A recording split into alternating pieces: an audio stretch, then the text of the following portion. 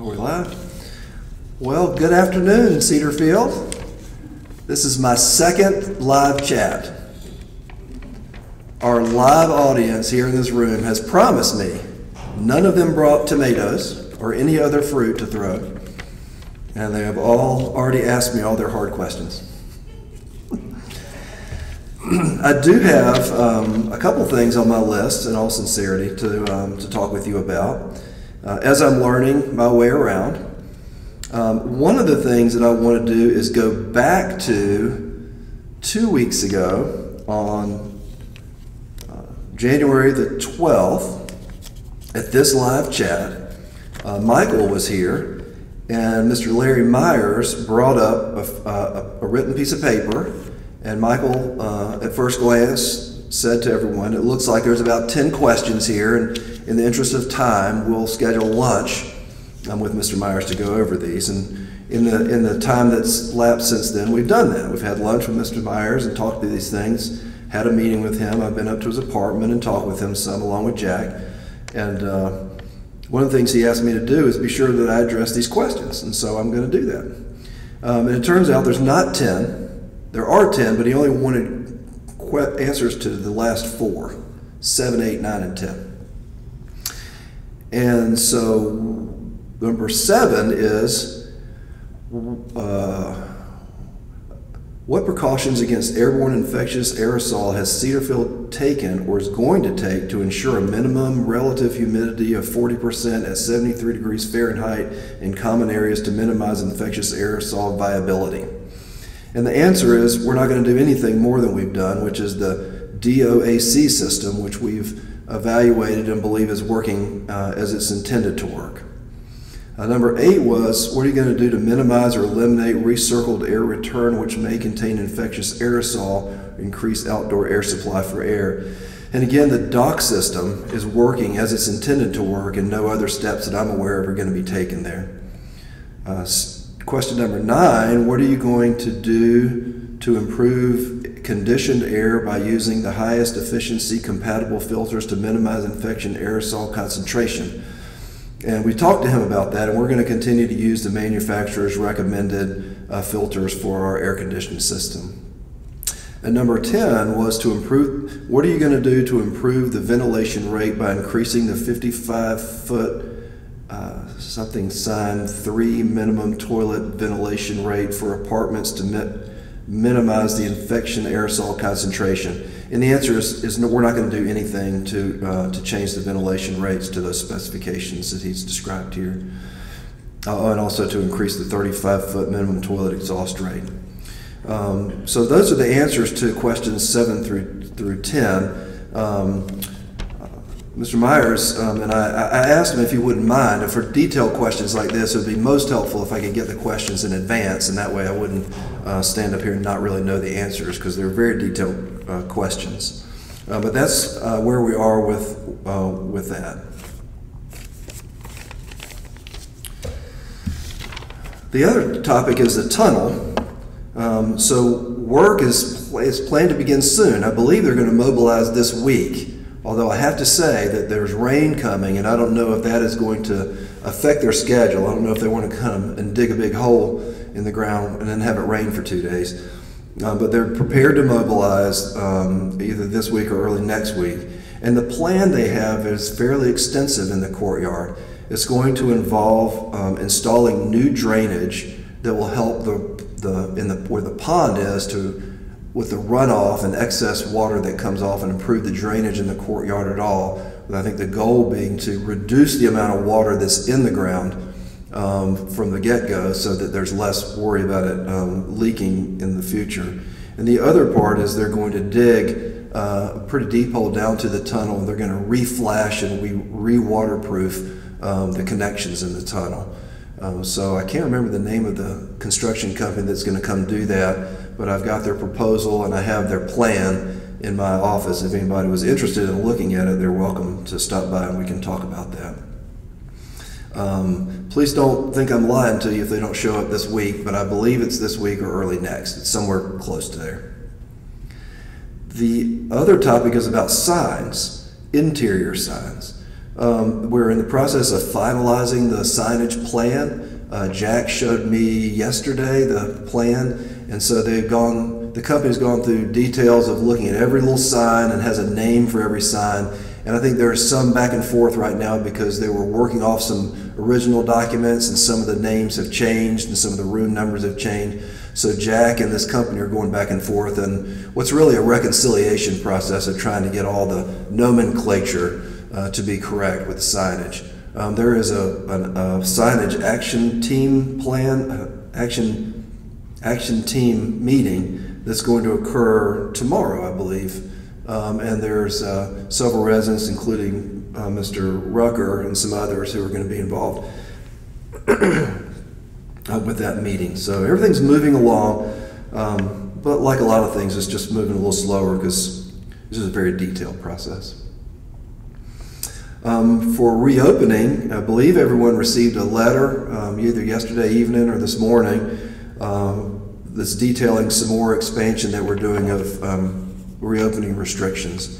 And most of it has to do with rooms. So we're no longer going to be using room capacity limitations to describe the use of rooms. Instead, we'll be using a roughly every other chair, asking everyone to wear a well-fitting mask that's properly worn. And I believe that if we do that, or basically every other chair or so between each other, I believe that we can live pretty successfully and pretty safely in that way. So that would apply to the fellowship hall here, which should increase the capacity significantly. Other rooms that I described in the memo, like the chatter box and others, that we will use an every other chair sort of philosophy. And we'll start there and see where we go. You know, I think there's a caveat both ways. One being, if there's some big outbreak here, we probably want to revisit and restrict a little more until it passes. On the other hand, if we continue to see the trends going down and we see positivity rates going down and number of cases going down in the Richmond metro area, you know, we may be that we want to become more relaxed. I think the overarching thing for us is that each of us really has some responsibility for our own health and safety. I think most of you have taken the first step, which is to get vaccinated and boosted and protect yourself. And the other is to just know what your own health is. If you have an underlying condition that you've been advised makes you particularly at risk, that unfortunately in the world with COVID in it, you're going to have to be more cautious. If you're a person who feels that you don't have those risks, then you should feel free to interact more generously and enjoy things. I think we're still able to stream things and to do to-goes and to make life for you. If you're worried about interacting, you can still interact, but there'll be some limitation. But I think we're trying to do both those things. I hope that makes sense to everyone. That's sort of the philosophy that we're trying to take. Cell service. So, you know, I feel like this is just picking a wound here because we keep talking about it, but you don't see anything. I know that the Corning study, the Corning is the name of the group that was hired to conduct a study of the wireless signals within the building. They are, as best as I can tell from Mark Collins, finalizing their study. I think the process is going to be to receive that study, to understand it, and then what we'll need to do is budget whatever recommended fixes they have in the 2022-23 capital budget. We were told by Mark that we should expect somewhere in the $200,000 to $300,000 is likely going to be the cost to fix that cell phone problem. So it is moving forward. It's just moving forward in a rather slow way, but it just is going to be a little methodical so that we can study it, plan for it, and then budget for it, and then execute it. I think will be the process. And the generator. The generator, again, another study that's being finalized. I met with Don Summers this morning, who's been managing that for us. I think what that company that's doing that work, I think it's called Genset is the name of the company. They have found, as they're looking at our current generator, over years some things have been added on, and they're doing what they call a single line study. So they're trying to figure out all the things that are on that, and they're discovering things that have been put on it that have not been noted in the past. So they're just trying to figure out what the real load is on the current generator. I'm told that they're not ready to say this in writing, but it's sort of on the bubble as to whether we'll be able to add the D-wing to the existing generator. It has not been determined yet, but it's pretty close.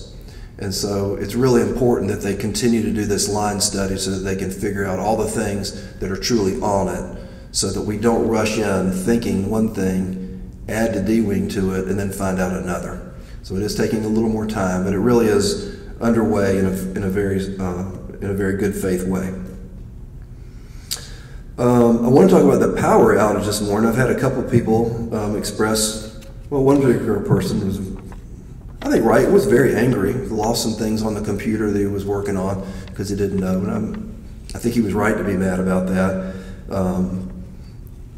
I think we got a call. I think Jack got a call this morning from, or we got a call this morning from Dominion Energy. Said they were going to come out and fix a light pole on 3 Chopped, and said that sometime during the day today you're going to lose power. But they didn't say when, and we asked when, they wouldn't tell us. So we were in the staff meeting this morning when Jack got that word, and I said, well, we need to put something on TV so people will know what's happening. And about 15 minutes after our meeting ended, the power went out. So I think we could have probably just stopped the meeting and run off and done that, and maybe put it on the call-a-ball.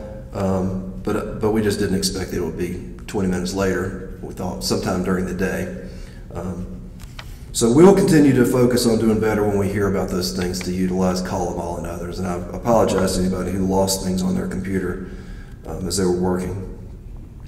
Associate director position has been advertised. Matt continues to act in good faith as our associate executive director. He's doing a great job. I tease him that he's been late to every single meeting I've been in ever since he announced it. But he's really doing a good job for us, and we've gotten a fair number of resumes in. None of them were really just blew me away. We had a couple that were interesting, and so and I think we've heard through the grapevine that there's a couple people that we feel are really qualified that may express interest, and we're hopeful that they will do that. So that is only, let's see, we advertised it last Thursday for the first time, so it's been less than a week. So it's a process, and it'll take time to find the right person. And facilities director, same sort of thing. That's been advertised for about 8 days now. And we have one application that came through a friend of Cedarfield that's promising. And so we'll have to see where we go with that person. But we'll hope to get so we'll have a nice pool of candidates to choose from. Let's see, are there, in our assembled audience of 10, are there any questions? Does the dog have a question? Yes. Yes. All right, she's going to ask me a biting question, even though I asked her not to.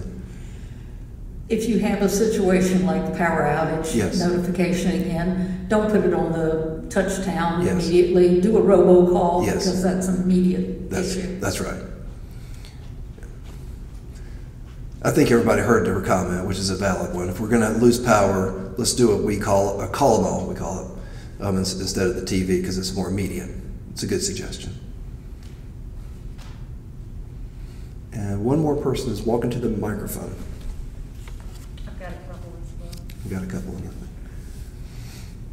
As the committee meets to look at signage, yes, ma'am. Because we have numbers going from here down and then up to D-wing, might you consider putting the wing on it, such as D310 for those, not 10, D390, okay, or whatever, because that would then identify which wing. Okay. Her suggestion was, in case everybody didn't hear it, was as we consider signage, if an apartment or home is in a certain wing, could we add D to it? I can't make any promises about that, but I understand and appreciate your suggestion. Let's see. Eleanor tells us that we've had some. Yeah, we've gotten a couple of emails. This is like a radio call-in program. I'm really enjoying this. Well, you're not the one with the microphone. microphone. This as much as I am. So there, this is great. Okay. Is there any change regarding the mask wearing policy for residents? There is not any change for a mask wearing policy for residents at this point. I hate to say that because I really am not enjoying having to wear a mask all the time. But for now, the recommendation from the CDC is to continue to wear a mask indoors, and I believe we will continue to do that until we see some more changes in the transmission rates locally. And the second question actually came up before we started broadcasting live, but here it is again. What is being done to fix the atrium elevator, which has been out of commission for a long time? I truly do not know the answer to that question. What is being done to fix the atrium elevator, because it has been apparently out for some time. I'm used to taking questions and trying to address them the next time we meet, so maybe we could take note of that. I can get everyone an answer next time we meet.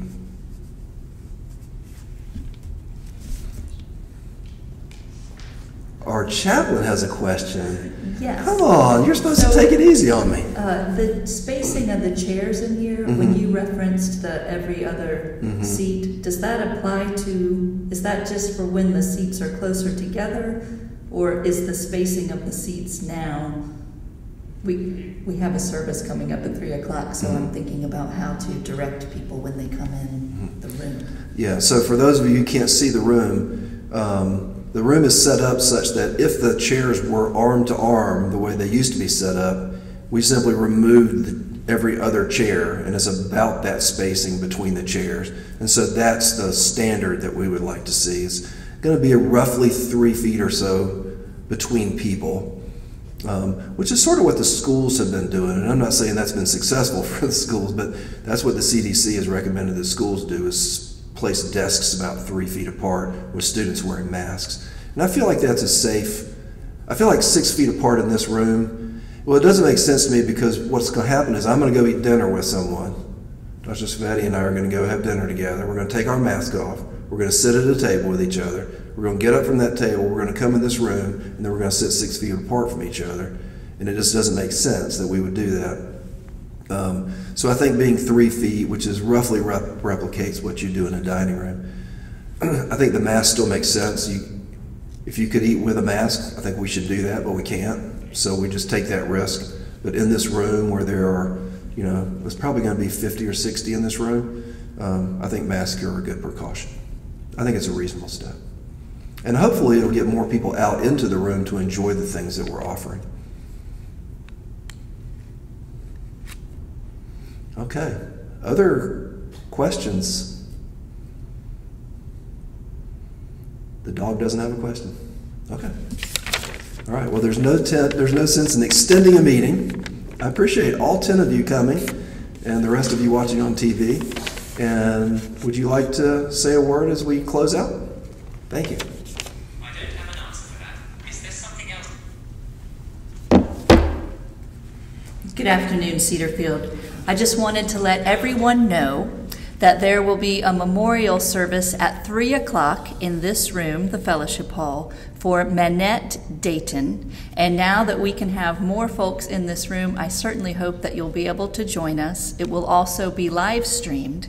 I wanted to share with you this gorgeous photo. I hope you can see it, of Manette when she was younger. And I wanted to share with you just a small bit of a prayer that she wanted to be included in this service. It was written by Bede Jarrett.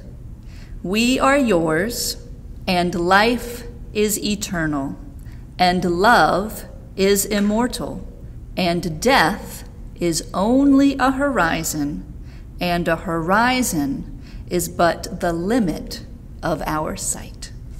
In addition to attending the service at 3, whether you can or cannot, the family would like to extend an invitation to join them at the Grapevine Restaurant, which is just practically next door to Cedarfield on 3 Chopped.